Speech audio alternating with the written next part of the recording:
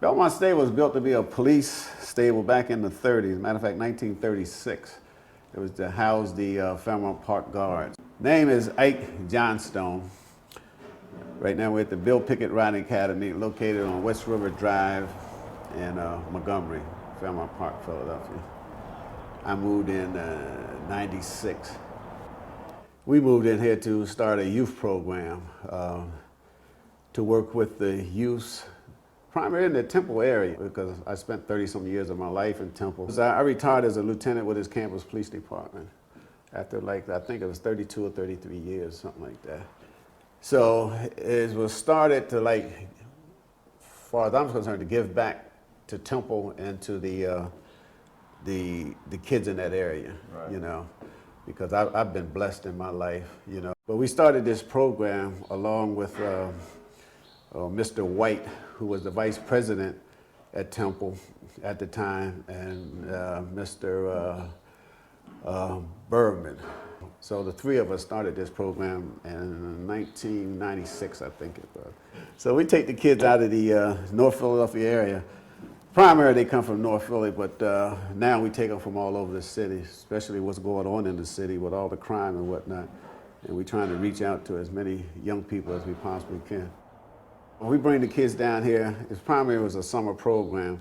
We bring the kids down here during the summer months just to get them out the neighborhood, expose them to the horses, and you know, we have them riding, but the whole thing wasn't designed to make riders out of them, but it's just to get them out the neighborhoods. I know one of the things that it did for me when my kids were young, with all my kids, we got involved in horses.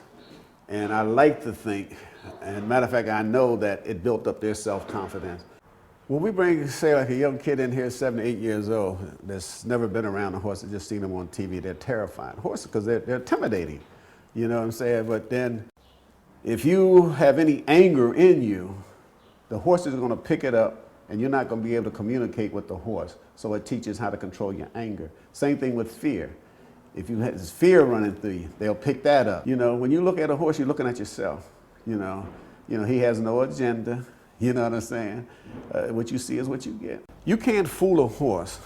The minute you walk into his presence, he got you. He done read you. He know your weak points and your strong points because his life depends on it. You know, because he's being a prey animal, he's always looking for the predator. We're predators. Anything with the eyes in the front of the head are meat eaters. They're predators. Grazing animals like horses, sheep, their eyes is on the side, so they can monitor what's going on around them. So even though they, like these horses, they relax, they paying attention to every word I'm saying. They watching us, but see, they calm though.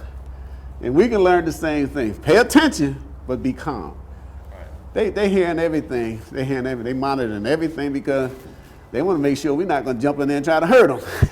When we bring, say, a young kid in here, 7 or 8 years old, that's never been around a horse, just seen them on TV, they're terrified. Horses, because they're intimidating, you know what I'm saying? But then, once we start to working with them, you know, we get them to the point where they'll lead this big animal.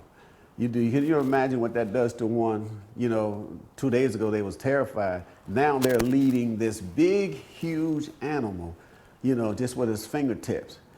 And it also teaches that you can get things, except young people, you can get things out of life without taking them. See, you ain't gonna take nothing from a horse. You know, you're not gonna hold pulling. They measure stuff in horsepower.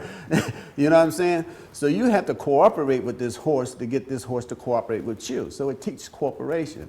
You know, they don't care nothing about you being a corner boy, anything else. You know what I'm saying? You want to respect me. That's what that horse is saying. When my kids were very young, like Lance, he was about 12 years old. I remember us going to a horse auction, and I wanted to buy him a cowboy hat. And Lance refused the cowboy hat. He said, Dad, because all that doing is imitating the white man. You know, he was just 12 years old. Then that's when I realized that he didn't understand the history of the black cowboys, the black West, and the contributions that African Americans played in it. And we're not imitating anyone.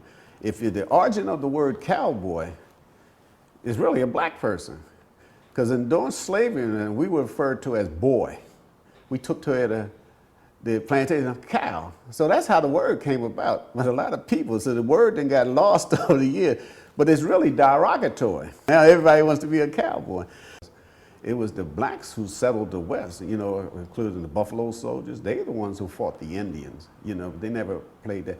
So it's that history that I end up trying to teach my kids. Now we pass that on, because that's one of the things we do down here is teach the history of the Black West and the Buffalo Soldier. I don't know, I think it's the thing that, that I really enjoy is seeing these kids when they come in, they scared to death. By the time they leave and there's smiles on their face, you know, and that's what keeps me going.